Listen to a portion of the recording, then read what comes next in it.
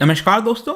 Omicron पिछले एक दो हफ्ते से लगातार आप इसके बारे में सुनते आ रहे होंगे और ये भी आपको जानने को मिला होगा कि ये काफ़ी तेज़ी से फैलता है। मतलब कि जो इसका स्पाइक प्रोटीन है उसमें बहुत सारे म्यूटेशंस पाए जाते हैं, जिसकी वजह से ये काफ़ी इजीली बॉडी के अंदर एंटर कर जाता है। लेकिन एंटर करने के बाद ऐसा नहीं है कि ये सीवियर डिजीज क्रिएट करता है। जैसे डेल्टा था, सेकेंड वेव याद कीजिए कितना सीवियर आया था, मतलब इतने लोगों की जाने गई थी। वैसा आपको ओमिक्रॉन के केस में देखने को नहीं मिलेगा और ये एक बहुत बड़ा कारण है जिसकी वजह से अगर आप देखोगे ना तो बहुत सारे आर्टिकल्स यहाँ पर देखने को मिल रहे हैं कि क्या जो न्यू ईयर है इसमें अगेन एक बड़ा वेव आ सकता है या फिर ये एंड ऑफ द पेंडेमिक है। जी हाँ, यहां पर यह भी बोला जा रहा है कि ओमिक्रॉन की वजह से जो कोविड-19 है वो पूरी तरह से, मतलब पूरी तरह से नहीं लेकिन एक प्रकार से वो खत्म हो सकता है। बेसिकली इसका जो रिलेशन है वो स्पेनिश फ्लू की तरह बताया जा रहा है। 100 साल पहले जो स्पेनिश फ्लू आया था उसका भी पैटर्न कुछ वैसा ही था। जो सब कुछ मैं आपको इस वीडियो के अंदर डिस्कस करने वाला हूं, भारत में क्या हुआ था स्पेनिश फ्लू का उस समय, और उसको हम कंपेयर करेंगे इस समय ओमिक्रॉन के साथ, जो पूरा कोविड चल रहा है उसके साथ। काफी कुछ जानने को है, चलिए आगे बढ़ते हैं। लेकिन उसके पहले अगर आप यूपीएससी या फिर किसी भी एग्जाम की तैयारी कर रहे हैं तो आप हमारे ऐप को डाउनलोड कर सकते हैं या फिर studyIQ.com विजिट कर सकते हैं, वहां से सारी जानकारी आपको मिल जाएगी। इसके अलावा अगर आप एमसीक्यूज अटेम्प्ट करना चाहते हैं तो मेरे इंस्टा पेज पर जा सकते हैं, वहां पर स्टोरीज में आपको सभी एमसीक्यूज मिल जाएंगे। चलिए देखते हैं एग्जैक्टली अभी हम इसकी चर्चा क्यों कर रहे हैं। देखिए ओमिक्रॉन ये बेसिकली बताया जा रहा है कि 5 गुना ज्यादा फास्टर ये आपका स्प्रेड हो सकता है। जो डेल्टा था ना, डेल्टा आया था उसके मुकाबले 5 गुना ज्यादा ये स्प्रेड हो सकता है। लेकिन ये सिम्टम्स जो है उसमें माइल्ड आपको देखने को मिलेगा, बहुत ज्यादा सीवियर इंपैक्ट नहीं हो रहा है। ज्यादातर जिनको भी हो रहा है या तो एसिम्टोमेटिक हो रहा है, मतलब पता भी नहीं चल रहा है, होके निकल भी गया होगा, और अगर किसी का पता भी चल रहा है जैसे कफ हो गया, स्टफी नोज हो गया, फटीग हो गया, तो बहुत ही माइल्ड सिम्टम्स आपको देखने को मिलेंगे। And because of these reasons बहुत से जो टॉप साइंटिस्ट हैं, डॉक्टर्स हैं, उन्होंने जो ओमिक्रॉन का फियर है उसको थोड़ा सा कम कर दिया है। मतलब ये कहा है कि इतना भी ज्यादा फियर करने की, पैनिक करने की आवश्यकता नहीं है, और Omicron might work as a natural vaccine. मतलब वैक्सीन जो हम ले रहे हैं ये तो ऑब्वियसली बात है बनाया हुआ है, आर्टिफिशियल, ये नेचुरल वैक्सीन की तरह काम कर सकता है। वो क्यों कर सकता है वो मैं आपको बताता हूं, क्योंकि यहां पर कई सारे एक्सपर्ट्स ने अपनी राय दी है। जैसे कि आप देख सकते हो जवाहरलाल नेहरू यूनिवर्सिटी के जो नोटेड इम्यूनोलॉजिस्ट हैं गोवर्धन दास, उनके द्वारा बताया गया है कि ही बिलीव्स दैट प्रॉब्ली ये नेचुरल वैक्सीन की तरह काम करेगा, क्योंकि ओमिक्रॉन बेसिकली क्या है, वो डेल्टा का ही वर्जन है, उसमें ज्यादा म्यूटेशंस है। मतलब कि जो स्पाइक प्रोटीन है उसमें ज्यादा म्यूटेशंस हैं, डेल्टा से ज्यादा ये आपका स्प्रेड हो रहा है। और जिन भी लोगों को इसके सिम्टम्स आ रहे हैं तो उनको ऐसा कोई बहुत हॉस्पिटलाइज करने की आवश्यकता नहीं पड़ी है। मतलब आपने ये नहीं सुना होगा कि जिसको ओमिक्रॉन हुआ है उसको तुरंत एकदम ऑक्सीजन की आवश्यकता पड़ गई, कोई बहुत बड़ा, जो आपने सेकंड वेव में देखा था। तो माइल्ड सिम्टम्स आपको देखने को मिलेंगे। तो बेसिकली ये सारी चीजें क्या सजेस्ट कर रही हैं, ये कर रहा है कि over a period of time, कुछ समय के बाद अगर आप देखो तो ये एटेन्यूएटेड हो जाएगा। जिस तरह से एटेन्यूएटेड जो वैक्सीन की स्ट्रैटेजी होती है ना कि वायरस को एक प्रकार से उसके इफेक्ट को कम कर देना, वो यहां पर ओमिक्रॉन एक प्रकार से कर सकता है। क्योंकि अगर हाई रेट ऑफ इन्फेक्टिविटी अगर हम देखें जो कि 5 गुना ज्यादा है, मैंने आपको बताया डेल्टा के मुकाबले ओमिक्रॉन के अंदर, तो बेसिकली क्या हो रहा है कि पूरा वायरस हमारे बॉडी में जा रहा है। देखो जो वैक्सीन वगैरह हैं वो क्या है, वो भी तो हमारे बॉडी के अंदर एक प्रकार से वायरस हो गया, जैसे जो कोवैक्सीन हो गया, वो भी तो एक प्रकार से डेड फॉर्म ऑफ वायरस है जो कि हमारे बॉडी के अंदर भेजा जा रहा है। तो आप खुद सोच के देखिए कि ओमिक्रॉन तो पूरा अपने आप में वायरस है, और वो अगर हमारे बॉडी में जा रहा है और बहुत ज्यादा प्रॉब्लम क्रिएट नहीं कर रहा है, तो हमारे अंदर अपने आप ही जो क्षमता है, एंटीबॉडीज हैं, वो क्रिएट हो जाएंगी। और इससे अच्छी बात नहीं हो सकती है शायद, और इसीलिए कहा जा रहा है कि लॉन्ग टर्म में ये नेचुरल वैक्सीन की तरह काम करेगा। आई होप कि ये चीज अब आप समझ रहे होगे।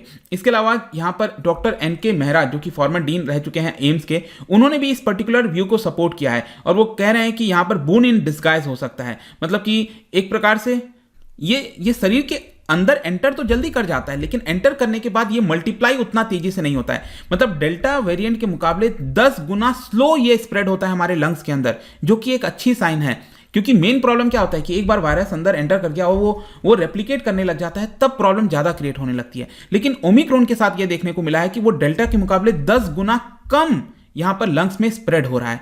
और इसी की वजह से, क्योंकि ये कम स्प्रेड हो रहा है, तो उतना सीवियर हो नहीं रहा है और हमें इम्यूनिटी एक प्रकार से मिल जा रही है। और इसी तरह से हमें आगे चलकर कुछ हफ्तों तक इसको ऑब्जर्व करना होगा, तब हम एक कड़े निर्णय पर पहुंच सकेंगे कि किस तरफ से हम बेच रहे हैं। लेकिन हाँ, साथ ही साथ डॉक्टर्स ने वार्निंग दी है, इसका मतलब ये नहीं हुआ कि आप यहाँ पर जो सतर्कता है उसको छोड़ दीजिए, जो भी प्रिकॉशंस लेने हैं उसको लेते रहिए, क्योंकि क्या होगा कि इतना ज़्यादा केसेस बढ़ जाएगा तो उसकी वजह से हॉस्पिटल्स के ऊपर बहुत इंपैक्ट आ सकता है, हेल्थ इंफ्रास्ट्रक्चर शायद सपोर्ट ना कर पाए।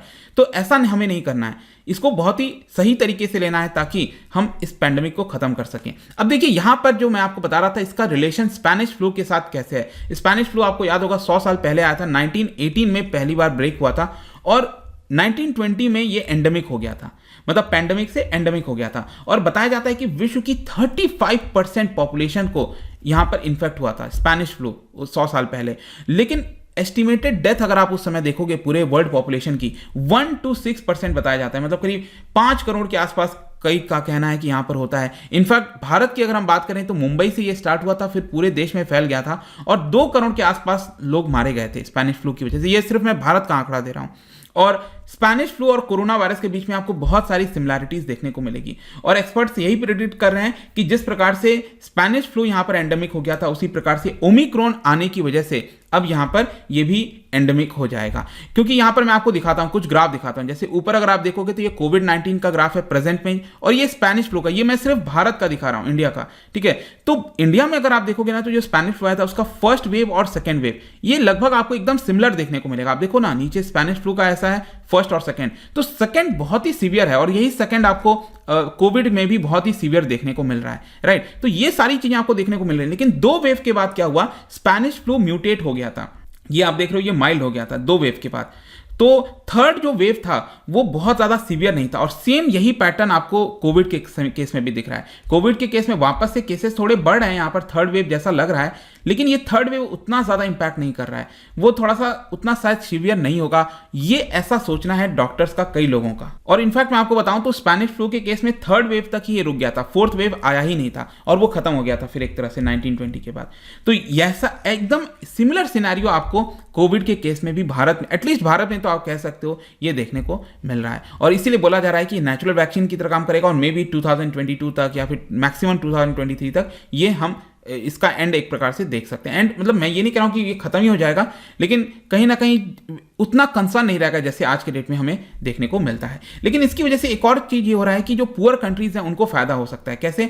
जैसे कि पुअर कंट्रीज स्पेशली अफ्रीका के बहुत सारे देश जो कि वैक्सीन नहीं ले पा रहे हैं, आप देख ही रहे हो, बार बार WHO या फिर बहुत से लोग कह रहे हैं कि यहाँ पर अफ्रीका में वैक्सीन भेजो, लेकिन यहाँ पर जो रिच कंट्रीज हैं जो प्रोड्यूस कर सकती हैं वो अपने लोगों को लगा रही हैं और जाहिर सी बात है वो लगाएंगे, लेकिन अफ्रीका तक पहुंच नहीं पा रहा है वैक्सीन। तो उस केस में क्या होगा कि अगर पैंडेमिक इसी तरह से रहा तो कहीं ना कहीं अगर इसका एंड हो गया तो इसका बेनिफिट होगा एक प्रकार से अफ्रीका के देश के लोगों को। और राइट नाउ अगर आप देखिए तो ज्यादातर डेटा साउथ अफ्रीका से ही हमें देखने को मिल रहे हैं। आगे हमें देखना होगा क्योंकि जितने डेटा ज्यादातर अफ्रीका से आ रहे हैं, अब उससे हो क्या रहा है कि क्या वो जैसे रिएक्शन अफ्रीकन पीपल पर कर रहा है, क्या वो विश्व के सारे लोगों पर वैसा ही रिएक्शन करेगा।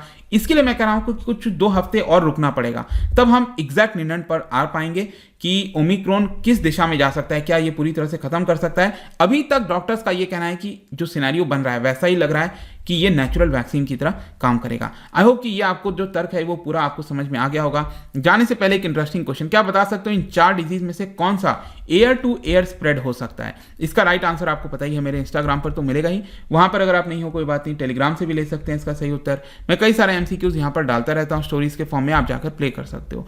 बाकी अगर आपको PDF चाहिए तो टेलीग्राम पर आइए, अलग अलग सोशल मीडिया पर भी आप जुड़ सकते हैं। साथ ही साथ UPSC या फिर किसी भी एग्जाम की तैयारी कर रहे हैं तो आप हमारे ऐप को डाउनलोड कर लीजिए। आई होप कि वीडियो आपको पसंद आया होगा। मिलता हूं आपसे next time, till then thank you very much, see you soon.